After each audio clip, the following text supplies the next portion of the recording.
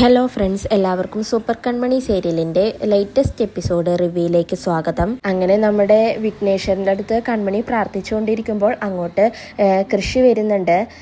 കൃഷിനെ കാണുമ്പോൾ തന്നെ കൺമണിക്ക് ഒരുപാട് സന്തോഷമാവുന്നുണ്ട്. കൺമണി വേഗം പോയി കൃഷിനെ കെട്ടിപ്പിടിക്കുകയാണ്. കൃഷി അപ്പോൾ പറയുന്നുണ്ട്, കൺമണി ഇത് അമ്പലമാണെന്ന് പറയുമ്പോൾ കൺമണി പറയുന്നുണ്ട്, അതെ അമ്പലമാണ്, നമ്മുടെ സ്നേഹം ദൈവവും കാണട്ടെ. നാട്ടുകാർ കണ്ടാൽ തെറ്റിദ്ധരിക്കും, പക്ഷേ നമ്മുടെ സ്നേഹം ദൈവത്തിന് മനസ്സിലാവും. നമ്മുടെ സ്നേഹം പരിശുദ്ധിയുള്ളതാണെന്ന് ദൈവത്തിന് അറിയാം. സാർ, അന്ന് സാർ ഇവിടെയാണ് എൻ്റെ അടുത്ത് മാപ്പ് ചോദിക്കാൻ വേണ്ടി വന്നത്. പക്ഷേ അന്ന് ഞാൻ സാറിനെ ഒരുപാട് കുറ്റപ്പെടുത്തി. എൻ്റെ ക്രിറ്റ് സാറ് മരിച്ചുപോയി എന്ന് വരെ ഞാൻ പറഞ്ഞു. പക്ഷേ അതേ നാവ് കൊണ്ട് ഞാനിപ്പോൾ സാറിനോട് തീരാത്ത കടപ്പാട് അറിയിക്കുകയാണ്. എല്ലാം വിഘ്നേശ്വരന്റെ തീരുമാനങ്ങൾ തന്നെയായിരിക്കും. വീണ്ടും വീണ്ടും നമ്മൾ കണ്ടുമുട്ടിച്ചുകൊണ്ടേയിരിക്കുകയാണ് വിഘ്നേശ്വരൻ. സാറ് എനിക്ക് ഇത്രമാത്രമൊക്കെ ചെയ്തു തരാൻ ഞാൻ സാറിന്റെ ആരാണ് എന്ന് ചോദിക്കുമ്പോൾ കൃഷി പറയുന്നുണ്ട്, ആ വീട് തിരിച്ചെടുത്ത കാര്യമാണോ?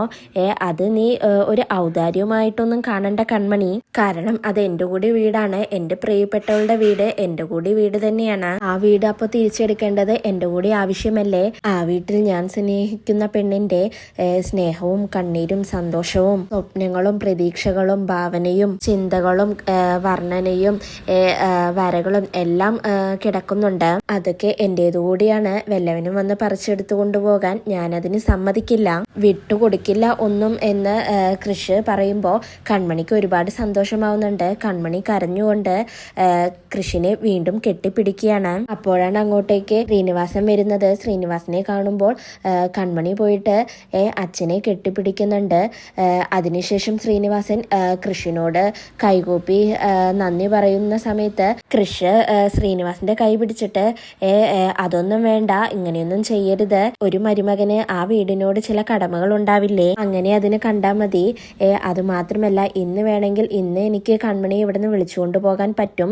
പക്ഷേ എൻ്റെ അച്ഛനമ്മയും വന്ന് അവരുടെ സമ്മതപ്രകാരം കൺമണിയെ അങ്ങോട്ട് കൊണ്ടുപോകണം എന്നാണ് എൻ്റെ ആഗ്രഹം. കൺമണിക്കും അത് തന്നെയാണ് സന്തോഷം. ജർമ്മനിയിൽ നിന്നും അവര് വന്നു കഴിഞ്ഞാൽ എല്ലാത്തിനും ഒരു തീരുമാനം ഉണ്ടാവുമെന്ന് ശ്രീനിവാസനോട് കൃഷി പറയുകയാണ്. അതിനുശേഷം ആന്റിയമ്മയെ ജർമ്മനിയിൽ നിന്ന് സാഗർ വിളിക്കുന്നുണ്ട്. ആന്റിയമ്മ സാഗറിനോട് ചോദിക്കുന്നുണ്ട്, അനിയൻകുട്ട എങ്ങനെയുണ്ട്, അവിടത്തെ കാര്യങ്ങളൊക്കെ നല്ലതുപോലെ നടക്കുന്നില്ലേ എന്ന് ചോദിക്കുമ്പോൾ സാഗർ പറയുന്നുണ്ട്, അതെ ചേച്ചിയമ്മേ, ഇവിടെ എല്ലാം മംഗളമായിട്ട് തന്നെ പോകുന്നു. ഞാൻ 2 പ്രധാനപ്പെട്ട കാര്യങ്ങൾ പറയാനാണ് ഇപ്പോൾ ചേച്ചിയമ്മയെ വിളിച്ചതെന്ന് പറയുമ്പോൾ ആന്റിയമ്മ ചോദിക്കുന്നുണ്ട്, എന്താണ് അനിയൻകുട്ട അതെന്ന് ചോദിക്കുമ്പോൾ സാഗർ പറയുന്നുണ്ട്, ഫസ്റ്റ് എന്ന് പറയുന്നത് നമുക്ക് സന്തോഷമുള്ള ഒരു കാര്യം തന്നെയാണ്.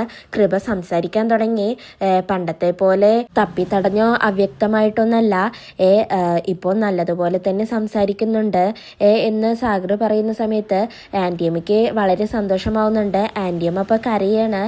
സാഗർ ചോദിക്കുന്നുണ്ട്, ചേച്ചിയമ്മ എന്താ കരയണോ എന്ന് ചോദിക്കുമ്പോൾ അല്ല അനിയൻകുട്ട, സന്തോഷത്തിന്റെ കണ്ണീരാണ് ഇതെന്ന് പറയുന്നുണ്ട്. പിന്നീട് സാഗർ പറയുന്നുണ്ട്, ആന്റിയമ്മ അടുത്ത കാര്യം എന്തെന്ന് വെച്ചാൽ ഞാനും സുജുവും അടുത്ത് തന്നെ അങ്ങോട്ട് നാട്ടിലേക്ക് വരുന്നുണ്ട് എന്ന് പറയുമ്പോൾ ആന്റിയമ്മ അതെന്താണ് അനിയൻകുട്ട എന്ന് ചോദിക്കുമ്പോൾ സാഗർ പറയുന്നുണ്ട്, ഞങ്ങൾ മാത്രമേ വരുന്നുള്ളൂ, കൃപയുടെ ചികിത്സ ഇവിടെ തുടരും, അത് മാത്രമല്ല അടുത്ത ദിവസം തന്നെ ഞങ്ങൾ ഇങ്ങോട്ട് തിരിച്ചു പോരുമെന്ന് പറയുമ്പോൾ ആന്റിയമ്മയ്ക്ക് ആകെ ഷോക്കാവുന്നുണ്ട്. ആന്റിയമ്മ ചോദിക്കുന്നുണ്ട്, എന്താണ് അനിയൻകുട്ട അത്ര പെട്ടെന്ന് നിങ്ങൾ വരുന്നതെന്ന് ചോദിക്കുമ്പോൾ സാഗർ പറയുന്നുണ്ട്, കൃപയ്ക്ക് സംസാരശേഷി കിട്ടിയിട്ട് കൃപ ഞങ്ങളോട് ആവശ്യപ്പെട്ട ആഗ്രഹം നിറവേറ്റാനായിട്ടാണ് ഞങ്ങൾ അങ്ങോട്ട് വരുന്നത് എന്ന് പറയുമ്പോൾ ആന്റിയമ്മ എന്താഗ്രഹമാണ് അവൾ പറഞ്ഞതെന്ന് ചോദിക്കുകയാണ്. അപ്പൊ സാഗർ പറയുന്നുണ്ട്, അത് പറഞ്ഞാൽ ചിലപ്പോൾ ചേച്ചിയമ്മയ്ക്ക് ഉൾക്കൊള്ളാനാകില്ല. കൃപ പറഞ്ഞത് ബലരാമനെതിരെയുള്ള കേസ് പിൻവലിച്ച് അവനെ ജയിലിൽ നിന്ന് മോചിപ്പിക്കണമെന്നാണ് കൃപമോള് പറയുന്നത് എന്ന് സാഗർ പറയുന്നുണ്ട്. ഇത് കേൾക്കുന്ന ആന്റിയമ്മ ആകെ ഷോക്കാവുന്നുണ്ട്. നീ ഇതെന്തൊക്കെയാണ് അനിയൻകുട്ട പറയുന്നത് എന്ന് ആന്റിയമ്മ ചോദിക്കുമ്പോൾ സാഗർ പറയുന്നുണ്ട്, എന്താന്നറിയില്ല, അവൾ എന്തോ മനസ്സിൽ വിചാരിച്ചിട്ടുണ്ട്, അല്ലെങ്കിൽ അവൾക്ക് എന്തൊക്കെയോ അറിയാം, അവൾ എന്തൊക്കെയോ മനസ്സിൽ ഉദ്ദേശിച്ചുകൊണ്ടാണ് നമ്മളോട് ഇതൊക്കെ പറഞ്ഞത്. നമുക്കറിയാൻ പറ്റാത്ത എന്തൊക്കെയോ കാര്യം അവൾക്ക് അറിയാമെന്ന് തോന്നുന്നു. ഇനി സഹതാപം ആണോന്നും അറിയില്ല. എന്തായാലും ദൈവം അവളെ മടക്കി തന്ന സമയമാണിത്.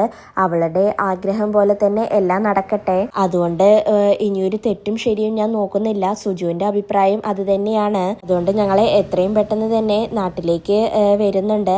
സാഗർ പറയുമ്പോൾ ആൻറ്റിയമ്മ ചോദിക്കുന്നുണ്ട്, അനിയൻകുട്ട നീ എന്തൊക്കെയാണ് ഈ പറയുന്നത്? കൃഷി അറിഞ്ഞിട്ടുണ്ടെങ്കിൽ അവൻ ഇതിന് സമ്മതിക്കുമോ? അവനെ നമ്മൾ എങ്ങനെ സമാധാനിപ്പിക്കുമെന്ന് ചോദിക്കുമ്പോൾ സാഗർ പറയുന്നുണ്ട്, കൃപയുടെ കാര്യമായതുകൊണ്ട് അവൻ ഒന്നും പറയില്ല. അതുമാത്രമല്ല കൃഷിനോടിപ്പോൾ ചേച്ചിയമ്മ ഒന്നും പറയാൻ പോവണ്ട. ഞാനും ചേച്ചിയമ്മ അല്ലാതെ ഇത് ഇനി വേറെ ആരും അറിയണ്ട, എല്ലാം ഞാൻ വന്നിട്ട് നോക്കിക്കോളാം എന്നൊക്കെ പറഞ്ഞിട്ട് സാഗർ കോള് കട്ട് ചെയ്യുകയാണ്. അതിനുശേഷം അമ്പലത്തിൽ വെച്ചിട്ട് കൺമണിയും കൃഷും പരസ്പരം ചന്ദനക്കുറി തൊട്ട് കൊടുക്കുന്നുണ്ട്. അപ്പോഴാണ് അങ്ങോട്ടേക്ക് ഉണ്ണിത്തിരുമേനി വരുന്നത്. അവരെ കാണുമ്പോൾ ഉണ്ണിത്തിരുമേനിക്ക് വളരെ സന്തോഷമാവുന്നുണ്ട്.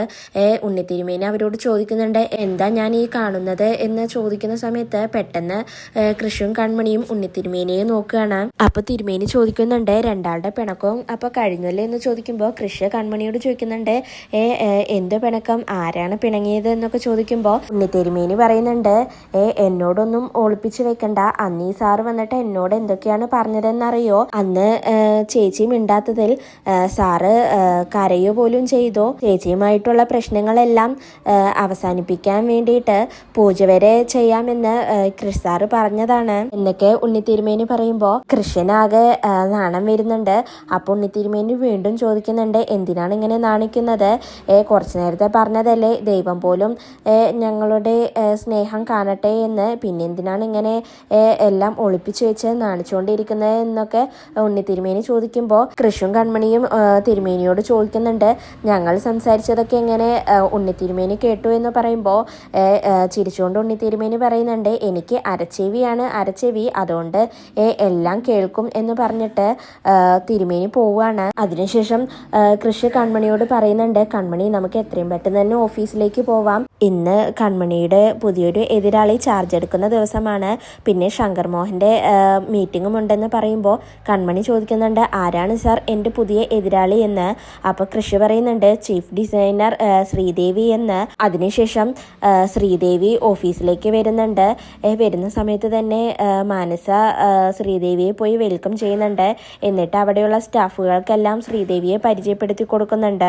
മാനസ സ്റ്റാഫുകളോട് പറയുന്നുണ്ട്, അലിഗയിലെ ഒരു അഭിമാന നിമിഷമാണിത്. പാരീസിലെല്ലാം വർക്ക് ചെയ്ത ആളാണ് ശ്രീദേവി. രാജ്യത്തിലെ തന്നെ ഒരു മിടുക്കിയായ ചീഫ് ഡിസൈനറാണ് ശ്രീദേവി എന്നൊക്കെ മാനസ പറയുന്നുണ്ട്. അപ്പോഴാണ് അങ്ങോട്ടേക്ക് കൃഷി വരുന്നത്. അപ്പൊ മാനസ ശ്രീദേവിയോട് പറയുന്നുണ്ട്, ശ്രീദേവി ഇതാണ് ഞങ്ങളുടെ MD കൃഷ് സാഗർ എന്ന് പറയുമ്പോൾ ശ്രീദേവി കൃഷിനോട് ഹായ് എന്ന് പറയുമ്പോൾ കൃഷി പറയുന്നുണ്ട്, ഞങ്ങളുടെ കമ്പനിയിലേക്ക് സ്വാഗതം ശ്രീദേവി എന്ന് പറയുമ്പോൾ ശ്രീദേവി താങ്ക് യു എന്നൊക്കെ പറയുന്നുണ്ട്. അതിനുശേഷം മാനസ പറയുന്നുണ്ട്, ശ്രീദേവി ഇതാണ് നമ്മുടെ സ്റ്റാഫുകൾ എന്ന് പറയുമ്പോൾ ശ്രീദേവി പറയുന്നുണ്ട്, ഹായ് ഫ്രണ്ട്സ്, ഞാൻ ആദ്യമേ ഒരു കാര്യം പറയാം, എനിക്ക് ഡിസൈനുകളൊന്നും ഇഷ്ടപ്പെട്ടില്ല എന്നുണ്ടെങ്കിൽ ഞാൻ അപ്പോൾ തന്നെ അത് വലിച്ചു കീറി കളയും. പിന്നെ ക്രിസ് സാർ ഇവിടത്തെ ചില ഡിസൈനുകൾ ഞാൻ ശ്രദ്ധിച്ചു, പറയുന്നത് കൊണ്ടൊന്നും തോന്നരുത്, എല്ലാം ബിലോ ആവറേജ് ആണ്. നമുക്ക് ഈ കമ്പനിയെ എങ്ങനെയെങ്കിലും മുന്നോട്ട് കൊണ്ടുപോകണമെന്നല്ലേ. ഈ ക്ലീഷേ സ്റ്റൈലൊക്കെ മാറ്റണം. എനിക്ക് ഇഷ്ടപ്പെടാത്തവരെ മാറ്റിയിട്ട് പുതിയ ആൾക്കാരെ അവിടെ കൊണ്ടുവരാൻ എന്നെ സമ്മതിക്കണം എന്നൊക്കെ ശ്രീദേവി പറയുമ്പോൾ മാനസ പറയുന്നുണ്ട്, അതെ അത് അങ്ങനെ തന്നെയാണ് വേണ്ടത് അല്ലേ കൃഷ് എന്ന് മാനസ ചോദിക്കുമ്പോൾ കൃഷും അതെ, എല്ലാം ശ്രീദേവിയുടെ ഇഷ്ടം, മാനസ എന്തായാലും നല്ലൊരു ആളെ തന്നെയാണ് അലിഗയിലേക്ക് കൊണ്ടുവന്നിരിക്കുന്നത് എന്ന് പറയുമ്പോൾ മാനസ പറയുന്നുണ്ട്, താങ്ക് യു കൃഷ്. പിന്നെ ഒരു കാര്യം കൂടി, കൺമണിയേക്കാൾ ക്വാളിഫിക്കേഷൻ കൂടിയ ആളാണ് ശ്രീദേവി, അതുകൊണ്ട് ആ ക്യാബിൻ ശ്രീദേവിക്ക് അർഹതപ്പെട്ടതാണ്. ഇനിയിപ്പോൾ ആ ക്യാബിൻ ഇവർ രണ്ടുപേരും കൂടി ഷെയർ ചെയ്യട്ടെ എന്ന് മാനസ പറയുമ്പോൾ കൃഷ്ണന് അത് ഒട്ടും തന്നെ ഇഷ്ടാവുന്നില്ല. കൃഷ് അപ്പോൾ യു ക്യാരി ഓൺ എന്ന് പറഞ്ഞിട്ട് അവിടെ നിന്നും പോവുകയാണ്. അതിനുശേഷം ശ്രീദേവിയോട് മാനസ പറയുന്നുണ്ട്, ശ്രീദേവി കാര്യങ്ങളെല്ലാം സ്മൂത്തായി തന്നെയാണ് പോയിക്കൊണ്ടിരിക്കുന്നത്, ഇന്ന് തന്നെ എങ്ങനെയെങ്കിലും ആ കൺമണി ഇവിടുന്ന് കെട്ടിക്കണമെന്ന് പറയുകയാണ് മാനസ. അതിനുശേഷം കൃഷ് ക്യാബിനിലേക്ക് വന്നിട്ട് കൺമണിയെ ഫോണിൽ വിളിക്കുന്നുണ്ട്. എന്നിട്ട് പറയുന്നുണ്ട്, നിന്റെ പുതിയ എതിരാളി ശ്രീദേവി വന്നിട്ടുണ്ട് കൺമണി. ഡിസൈനർ റൂമിലുണ്ട് ശ്രീദേവി. അവിടെ ഇപ്പൊ തന്നെ ഭരണം തുടങ്ങിയിട്ടുണ്ട്, പൊളിച്ചടുക്കുന്നുണ്ട്. നമുക്ക് അതൊക്കെ സൈലന്റ് ആയിട്ട് തന്നെ പൊളിച്ചെടുക്കണം. പിന്നെ എനിക്ക് ചിലപ്പോൾ നിന്നെ പരസ്യമായിട്ട് സപ്പോർട്ട് ചെയ്യാൻ പറ്റില്ല, അതുകൊണ്ട് ഞാൻ പിറകിൽ തന്നെ നിന്റെ കൂടെ ഉണ്ടാവും എന്നൊക്കെ പറയുമ്പോൾ കൺമണി പറയുന്നുണ്ട്, അതെല്ലാം എനിക്കറിയാം, സാറ് വിഷമിക്കണ്ട എന്ന് പറയുന്നുണ്ട്. അതിനുശേഷം കൺമണിയുടെ ക്യാബിനിലേക്ക് മാനസിയും ശ്രീദേവിയും വരുന്നുണ്ട്. മാനസി എന്നിട്ട് കൺമണിക്ക് ശ്രീദേവിയെ പരിചയപ്പെടുത്തുന്നുണ്ട്. ശ്രീദേവി അപ്പോ ഹലോ എന്ന് പറഞ്ഞിട്ട് കൺമണിക്ക് ഷേക്ക് ഹാൻഡ് കൊടുക്കാൻ പോകുമ്പോൾ കൺമണി അത് നിരസിച്ച് കൈകൂപ്പിക്കൊണ്ട് നമസ്കാരം എന്ന് പറയാണ്. അപ്പൊ തന്നെ മാനസയും ശ്രീദേവിയും ആകെ ചമ്മുന്നുണ്ട്. അതിനുശേഷം മാനസ പറയുന്നുണ്ട്, കൺമണി ഇത് ശ്രീദേവി പാരീസ് ഇൻസ്റ്റിറ്റ്യൂട്ടിലൊക്കെയാണ് പഠിച്ചത് എന്ന് പറയുമ്പോൾ ശ്രീദേവി കൺമണിയോട് ചോദിക്കുന്നുണ്ട്, കൺമണി എവിടെയാണ് പഠിച്ചതെന്ന്. അപ്പോൾ കൺമണി പറയുന്നുണ്ട്, ഞാനിവിടെ ഒരു ഗവൺമെന്റ് കോളേജിലാണ് ഫാഷൻ ഡിസൈനിങ് പഠിച്ചത് എന്ന് കൺമണി പറയുന്നുണ്ട്. അപ്പൊ ശ്രീദേവി പറയുന്നുണ്ട്, കൺമണി ഇവിടത്തെ ഡിസൈനിനെല്ലാം ഒരുപാട് കുറവുകൾ കാണുന്നുണ്ടെന്ന് പറയുമ്പോൾ കൺമണിയും പറയുന്നുണ്ട്, ശരിയാണത്, സ്വന്തമായിട്ട് ഡിസൈൻ അറിയാത്തവര് ഇവിടെ കടന്നുകൂടിയിട്ടുണ്ട്. വരയ്ക്കാൻ അറിയാത്തവർ മറ്റുള്ളവരെ കൊണ്ട് സോപ്പിട്ട് എങ്ങനെയെങ്കിലും ഡിസൈൻ വരച്ച് അവരുടേതായി മാറ്റും. അങ്ങനെ ചില ക്വാളിറ്റി ഇല്ലാത്തവരും ഇവിടെ ഉണ്ടെന്ന് മാനസി ഉദ്ദേശിച്ച് കൺമണി പറയുന്നുണ്ട്. അപ്പം മാനസ പറയുന്നുണ്ട്, കൺമണി ഇനി മുതൽ നിന്റെ ഈ ക്യാബിൻ ശ്രീദേവി കൂടി ഷെയർ ചെയ്യും എന്ന് പറയുമ്പോൾ കൺമണി മാനസിയെ ആക്കിക്കൊണ്ട് പറയുന്നുണ്ട്, അതെന്താണ് മേഡം അങ്ങനെ പറയുന്നത്? പാരീസിൽ നിന്നൊക്കെ പഠിച്ചിട്ട് വന്ന ആളല്ലേ, അവർക്ക് പ്രത്യേകമായിട്ട് ഒരു ക്യാബിൻ തന്നെ കൊടുക്കണം, ഈ ഷെയറിംഗ് ഒന്നും വേണ്ട എന്ന് പറഞ്ഞിട്ട് ശ്രീദേവിയെ പിടിച്ച് ആ ചെയറിൽ ഇരുത്തുകയാണ്.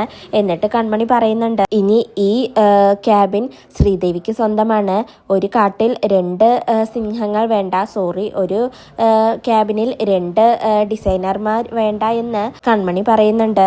അപ്പൊ മാനസ പറയുന്നുണ്ട്, ശ്രീദേവി മാഡം എന്ന് വിളിക്കുക എന്ന് പറയുമ്പോൾ കൺമണി പറയുന്നുണ്ട്, അതിന്റെ ആവശ്യമില്ല, ഞാനും ശ്രീദേവിയും ചീഫ് ഡിസൈനേഴ്സ് ആണ്, അങ്ങോട്ട് മാഡം എന്ന് വിളിക്കുകയാണെങ്കിൽ ഇങ്ങോട്ടും മാഡം എന്ന് വിളിക്കണം എന്ന് പറയുമ്പോൾ മാനസിയും ശ്രീദേവിയും ആകെ ചമ്മിപ്പോകുന്നുണ്ട്. പിന്നീട് കൺമണി മാനസിയോട് പറയുന്നുണ്ട്, എനിക്ക് എൻ്റെ ആ പഴയ സീറ്റ് തന്നെയാണ് ഇഷ്ടം, എനിക്ക് ക്യാബിനൊന്നും വേണ്ട, ഞാൻ അവിടെ തന്നെ ഇരുന്നോളാം എന്ന് പറഞ്ഞിട്ട് കൺമണി ബാഗും എടുത്തുകൊണ്ട് പോവുകയാണ്. കൃഷ്ണൻ അത് കാണുമ്പോൾ വളരെ സങ്കടമാവുന്നുണ്ട്. അതിനുശേഷം കൺമണി ശ്രീനിവാസൻ എന്നെഴുതിയ നെയിം ബോർഡ് എടുത്തിട്ട് മാനസ അവിടെ വേസ്റ്റ് ബിന്നിൽ ഇടുന്നുണ്ട്. എന്നിട്ട് ശ്രീദേവിയോട് പറയുന്നുണ്ട്, ഇതുപോലെ കൺമണിയെയും ഇവിടെ നിന്ന് എത്രയും പെട്ടെന്ന് പുറത്താക്കണമെന്ന് മാനസ പറയുന്നുണ്ട്. അതിനുശേഷം കൺമണി സ്റ്റാഫുകളുടെ അടുത്ത് പോയിട്ട്, ഞാൻ ഇങ്ങോട്ട് തന്നെ തിരിച്ചെത്തിയിരിക്കുന്നു, എനിക്ക് ഇനി ഇവിടെ തന്നെ മതി, ഇവിടെ തന്നെയാണ് എനിക്കിഷ്ടവും, ആ ക്യാബിൻ ഞാൻ ശ്രീദേവിക്ക് കൊടുത്തു, ഇനി മുതൽ നമുക്കെല്ലാവർക്കും ഒരുമിച്ച് ഇവിടെ ഇരിക്കാമെന്ന് കൺമണി പറയുന്നുണ്ട്. സ്റ്റാഫുകൾക്കും കൺമണി വന്നതിൽ വളരെ സന്തോഷമുണ്ട്. അപ്പോഴാണ് കൺമണിയുടെ ഫോണിലേക്ക് കൃഷി വിളിക്കുന്നത്. കൃഷി അപ്പോൾ ചോദിക്കുന്നുണ്ട്, കൺമണി നീ എന്തിനാണ് ആ ക്യാബിൻ വിട്ടുകൊടുത്തത് എന്ന് ചോദിക്കുമ്പോൾ കൺമണി പറയുന്നുണ്ട്, സാർ എനിക്ക് ആ ക്യാബിനിൽ ഇരിക്കുമ്പോൾ ഒന്നാമത് ശ്വാസമുട്ടലാണ് എന്ന് പറയുന്നുണ്ട്. ഇതോടുകൂടിയാണ് ഇന്നത്തെ എപ്പിസോഡ് അവസാനിക്കുന്നത്.